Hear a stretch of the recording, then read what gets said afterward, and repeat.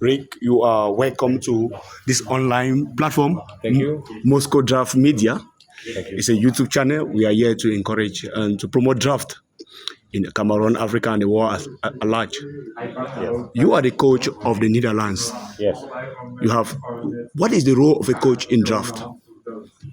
Well, it's I think it's preparation is very important, both the technical part and the logistical part, but also just preparing for all physical circumstances. My job is also to um, make sure all the experts that we have do their work, from the doctor to physical trainer, food experts, and everything.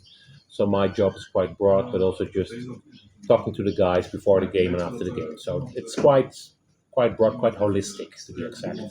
Okay, thank you, coach. Being the coach, does that imply you should have a better level than your players? No, absolutely not. It implies that they have a better level. Oh, they have a better level. They have a better level. Yes, it's not. It depends on what you do, because my role is really not so much. It's not so much important about the technical stuff, because they can do it by themselves, and they have also a trainer, Alexander Balyakin, very well known top grandmaster. Yes. My job is just to help them to play at their best level, just to make sure that they are ready to compete whenever they have to, and if something goes wrong, that I can help them getting it back. So my job is not really technical. Okay. You talk about physical training in draft. Do draft players need to do some physical training? Sure. Yeah. Absolutely. You can't perform like, for instance, such a world championship. You have to play 18 games in also 18 days or 19 days. You need to have a very good physical condition just to be on your top level all the time, because it could be that you can start on a very high level, but you need to keep that level very high also on the last day of the tournament. And you can't do that without a good physical condition. Okay. Now, as the coach of the Netherlands, and in this tournament, the players have been divided into various pools.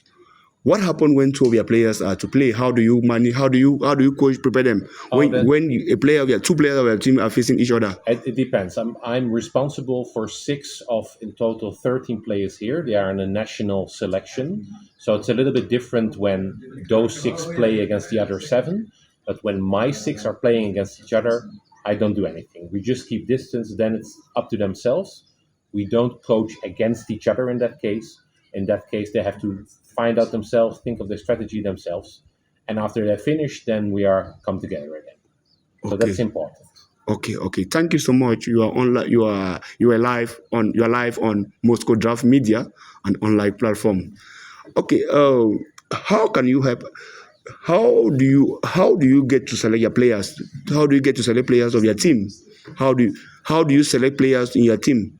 No, they select themselves, because our team, the current team consists of 6 selected players, from which 4 have a very high level. That's Jan Groenendijk, Jitse Slum, Wouter Sipma, and Martijn van IJzendoorn. They're all grandmasters and top players, and they have such a high level that they get support from the government.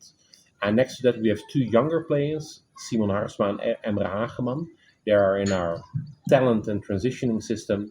So that makes up our team. For instance, Matteo Boxem is also there, but he's not playing in this tournament. He's 15 years old, and we're not in a hurry with him. He will play a lot of tournaments, but not yet the World Championship. We hope he will play it in 2 years. So we just have a small selection of players that are both coached by me and Alexander Balyakin, and that we're really focusing on. The other Dutch players are also very strong and very experienced. They have been part, a lot of them, of the Top Spots program, but at this point they haven't reached the level that has become necessary to get into our program, to get into our team. Okay, thank you. That reminds me. So somebody like international grandmaster Martin Dauphin, he's also from the Netherlands, but Yes. he's not a member of your team. No, he used to be. I think about 15 years ago, he used to be a member of the official selection. He used to have a so-called A status, but during that time he lost it, and at this point he doesn't have it.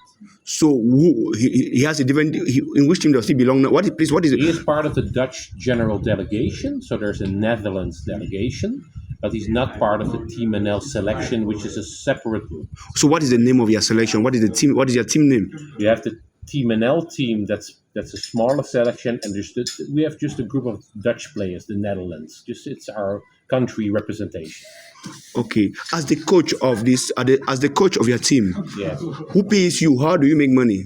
I'm paid by the government. Oh, you are paid. The government pays me to do my job full time. I'm head coach of my federation, and in that manner, I'm responsible for the 7 players I mentioned, the 6 top players, and that are here and box them.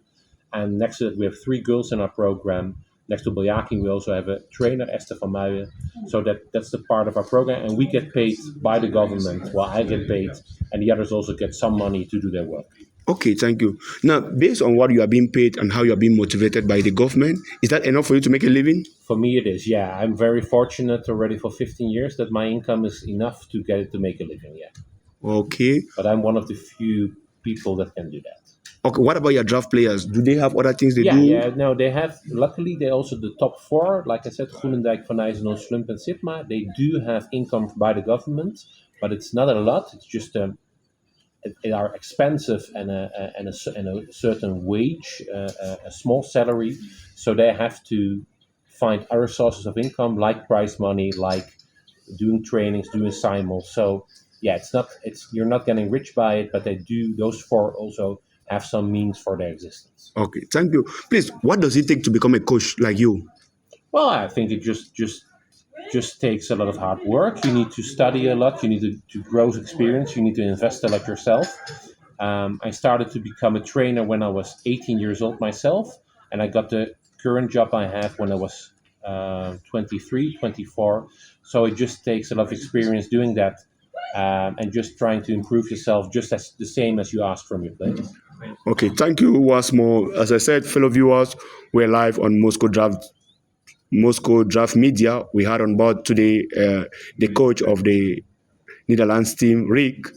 Once more, you're welcome to Cameroon, and I wish you good luck with all your players as they continue their tournament. Thank you. Thank you very much.